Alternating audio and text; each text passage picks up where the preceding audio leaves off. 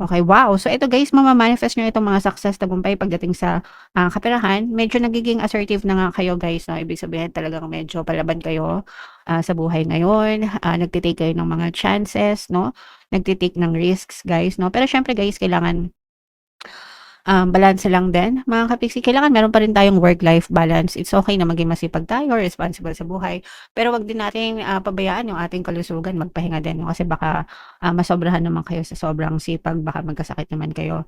Ah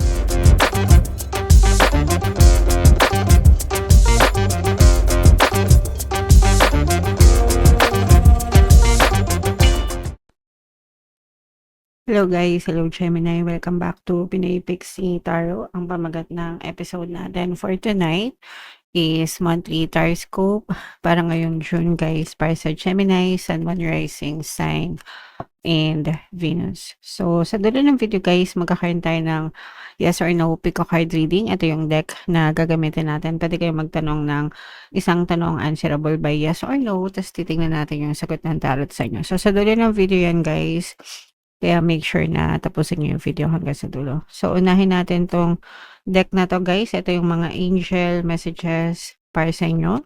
So, yung first message natin, we have be assertive mga kapiksi. Ibig sabihin nito guys, kailangan magkusa kayo, maging agresibo kayo guys, no? Kilos-kilos, guys, no? Para sa ikauunlad ng buhay natin. Yes, of course, nagdadasal tayo, nagpapanata tayo dun sa mga bagay na gusto nating ma-achieve. Pero habang nagdadasal tayo guys, dapat yung pagkilos natin is align dun sa mga bagay na hinihiling natin. Kailangan akma or tugma siya, no?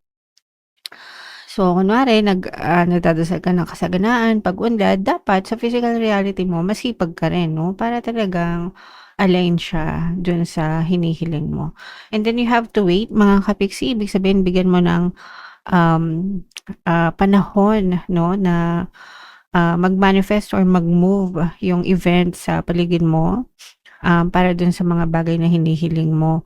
Parang ano lang 'to guys 'no, palagi kong, sinasabi sa inyo, 'pag nag-o-order kayo ng pagkain 'di ba, sa fast food, sa restaurant, magpa-place kayo ng order, sa cashier o kaya sa waiter, tapos aantayin niyo na maluto yung pagkain sa inyo bago kayo makakain, 'di ba?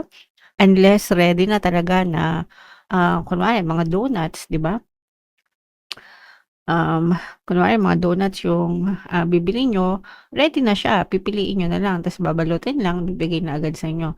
Pero kung sa mga restaurant, fast food, ganyan, siyempre lulutuin pa yon bago dumating sa inyo mga kapiksi. So, may waiting time palagi sa physical, um, reality 'no? Kasi yung manifestation it all starts sa invisible realm which is the spiritual realm, bago siya mag-manifest sa physical realm or sa 3D mga kapiksi.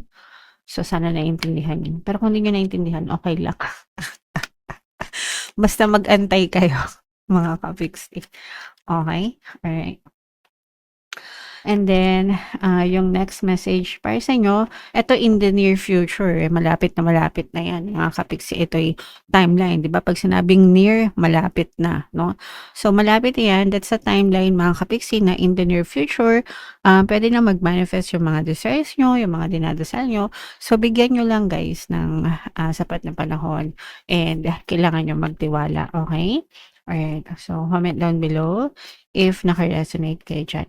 Ito naman ay sa love guys, tingnan naman natin yung love message for you ngayong, June mga kapiksi. So ito yung ating image ng ating, card guys. Give thanks for the blessings of love soon to come your way. Know that you deserve to be and have all that your heart truly desires. So palagi tayong magpasalamat, mga kapiksi 'no, kapagka, when we say, words of gratitude, talagang ginigiba natin yung kaligayahan sa buhay and we are always being aligned sa positivity, mga kapiksi, hindi lang sa buhay but even sa love life guys 'no. So, dadating din ito magre-resonate ito guys, most likely dun sa mga kapiksi natin na single and nag-a-attract ng, love life. sa kanilang buhay mga kapiksi. So, ipagdasal nyo na sana talagang ipagkaloob sa inyo yung mga karapat-dapat na person para sa inyo, yung mga person na deserve nyo talaga, and um, yung relasyon na deserve nyo talaga, mga kapiksi. Okay? So, dadating din yan. Basta ipagdasal nyo lang ng bongga. Alright. So, eto na guys, yung ating deck. Shuffle natin to. Hanapin natin yung energy ng Gemini guys. Habang sinashuffle ko to, panoorin nyo muna yung video natin regarding sa ating paano mag-manifest ng abundance video. Kapiksi, sawa ka na ba sa mga struggles at hirap sa buhay mo? Masipag ka ba at masikap sa buhay ngunit hindi ka pa rin umaasenso? Ilang beses ka na bang nag-attempt mag-negosyo at mag-invest pero palagi ka pa rin nalulugi? Sa pagkakataon na ito ay maaaring may subconscious beliefs ka na nagiging balakid sa iyong pag-unlad at pagyaman. Introducing, paano mag-manifest ng abundance video course. Dito ay matututunan mong ma-overcome ang mga balakid mo para tuluyan ka ng umunlad, umasenso, sumagana, maging matagumpay, successful at maswerte sa iyong kabuhayan, pera, trabaho, negosyo, salapi at kaperahan ng bonggang-bongga. Dali, mag-send na ng email sa pinoypixie@gmail.com at simulan na ang iyong pagyaman ngayon. Alright, so sa lahat ng gusto mag-avail ng course guys, meron tayong paano mag-manifest ng abundance video course, paano mawala ang third party, at magkaroon ng harmonious na relationship, paano pabalikin si ex or vice breakup. Sa mga interesado guys, mag-send lang kayo ng email sa pinoypixie@gmail.com. And sa mga naghahanap ng pampaswerte guys, meron tayong money shaker jar. Ito yun guys, no? Super effective, super liit na bote. Bote, pero super effective, super powerful. At saka ito guys, so ito yung WhatsApp number ko. Chat nyo lang ako dyan mga kapiksi. So itong pampaswerte na yun guys, pwede yan pampaswerte sa kabuhayan, pera, trabaho, negosyo, salapi. Marami nang sumakses dyan guys, kaya wag na kayo magpahuli. So this is both positive and negative guys, no? Meron ditong presence, Gemini kayo represent ng Queen of Wands. Dito sa deck na to, ang air sign represent ng Wands. And meron ditong presence ng water sign, Cancer, Pisces, Scorpio. For some of you, pwedeng may water element kayo sa inyong natal chart, or you may be dealing with another water sign.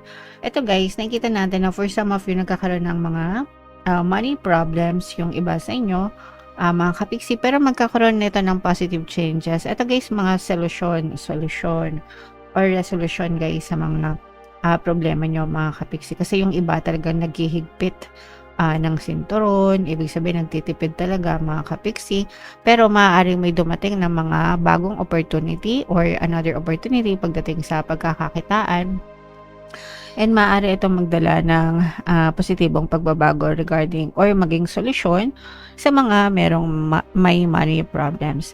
So, pwedeng trabaho, negosyo, investment, or mga side hustles, guys. Sa panahon ngayon, marami ng side hustles na pwedeng pagkakitaan, especially online.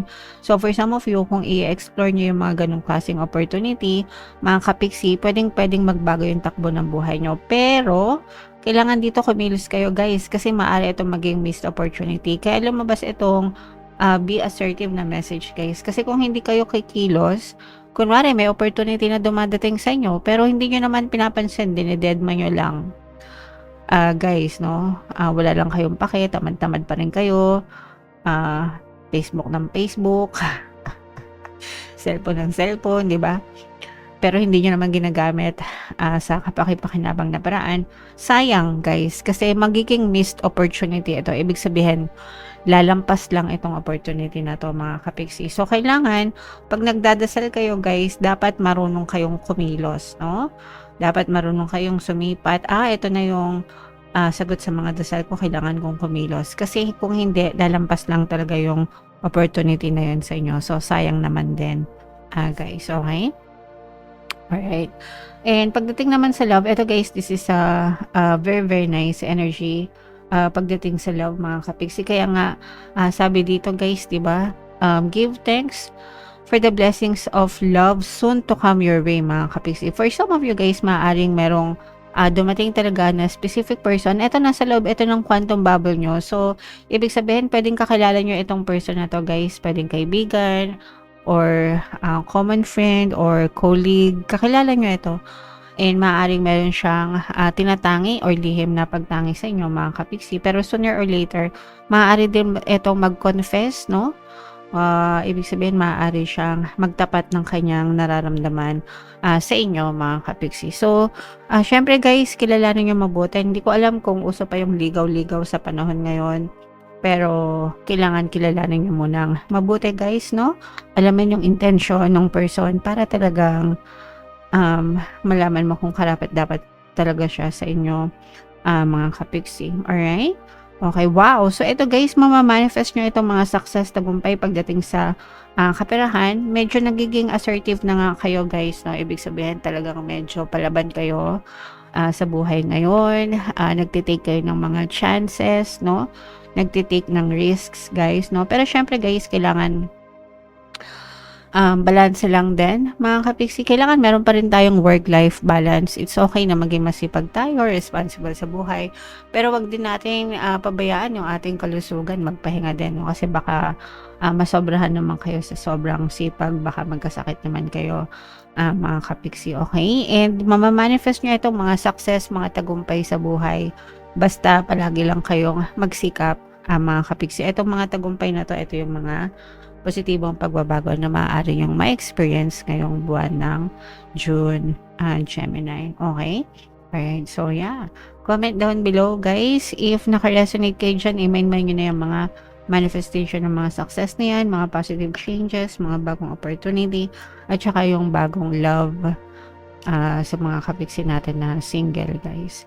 So, ito yung ating yes or no, pick a card reading, huminga ng malalim guys, tapos itanong sa isip nyo yung tanong na gusto nyong malaman for June, and then pili kayo ng isang card mga kapiksi. Ito yung card number 1 guys, card number 2, card number 3. Kung card 1 ang napili nyo, ang sagot sa tanong nyo ay yes. Kung card 2 naman guys, ang sagot sa tanong nyo ay yes. And kung card 3 mga kapiksi, ang sagot sa tanong nyo ay yes din guys. Alright? Okay, so yeah. Comment down below if feeling nyo naka-resonate kayo dyan. Guys, i-mind nyo na yan sa comment section.